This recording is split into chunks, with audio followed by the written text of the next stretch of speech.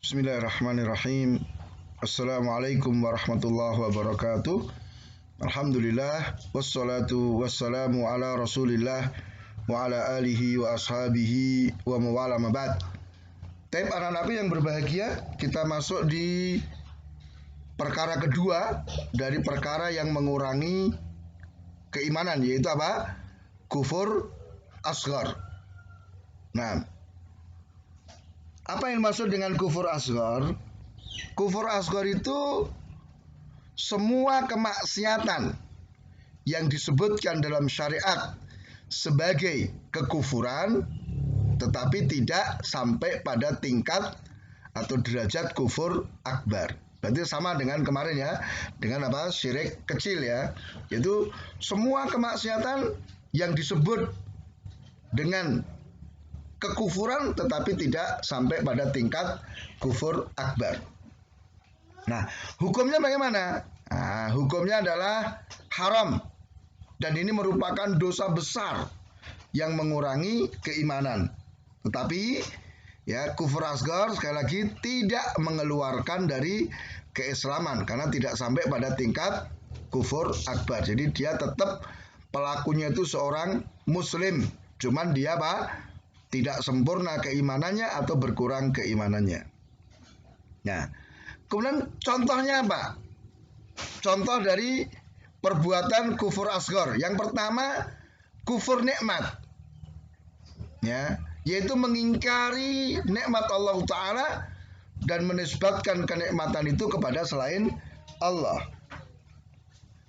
Nah, sebagaimana disebutkan dalam hadis ya Bukhari Muslim, ya, di mana Rasul kabarkan bahwa Allah Ta'ala itu mengatakan bahwa di pagi hari itu ada hambanya yang beriman, ada hambanya yang kufur setelah semalam itu turun hujan. Maka kalau ada orang yang mengatakan kita mendapatkan hujan karena nikmat keutamaan dari Allah, maka dia adalah orang yang beriman kepadaku dan kufur terhadap bintang-bintang. Adapun orang yang mengatakan bahwa semalam kita mendapatkan hujan karena bintang A, bintang B, maka dia kufur kepadaku dan beriman kepada bintang. Karena ada pada zaman dahulu itu, atau sampai hari ini juga, orang-orang yang percaya bahwa bintang itulah yang mendatangkan hujan. Ini disebut kufur, tetapi tidak sampai mengeluarkan dari keimanan. Juga Rasul Shallallahu Alaihi Wasallam mengatakan ya, contoh lain memerangi sama Muslim, sibabul muslimi fusukun wa qitalu kufur, ya, wa qitalu kufrun. Mencela seorang Muslim adalah kefasikan, memerangi Muslim itu adalah kekufuran. Perhatikan dalam hadis ini disebut ya, memerangi seorang Muslim dikatakan dengan apa? Kufrun. Itu adalah kekafiran. Tapi kekafiran yang tidak mengeluarkan dari keimanan, kekafiran yang tidak sampai pada tingkat kufur akbar. Kenapa? Karena dalam ayat disebutkan apa?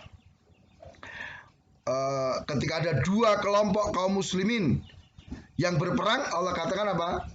Ya, mereka adalah tetap bersaudara. Fa'aslihu baina akhawaikum. Damaikan dua saudara kalian itu, padahal saling berperang. Nah, maka makna kekufuran dalam hadis itu adalah kufur asghar. Kemudian contoh yang ketiga yaitu mencela nasab dan mencela kehormatan manusia. Ya, Rasul katakan isnani finnasi huma bihim kufur. Dua perkara yang ada pada manusia yang itu adalah kekufuran. Lihat, ada dua perkara yang itu adalah kekufuran. Yang pertama apa? Ta'an fin nasab wa niyahatu alal mayyit. Yaitu apa? Mencela nasab, mencela keturunan dan meratapi mayit. Nah, ya. Jadi ini contohnya ketiga dan keempat dalam satu hadis. Nah, maka hati-hati ya. Jangan, sekali lagi, jangan tertipu dengan kata asghar. Nah, kemudian apa perbedaan antara kufur asghar dan kufur akbar? Ya, kufur akbar itu mengeluarkan pelakunya dari Islam. Berarti apa? Kafir, pelaku kufur akbar. Sedangkan pelaku kufur asgar itu tidak keluar dari Islam ya. Jadi kufur asgar tidak mengeluarkan ya pelakunya dari agama Islam.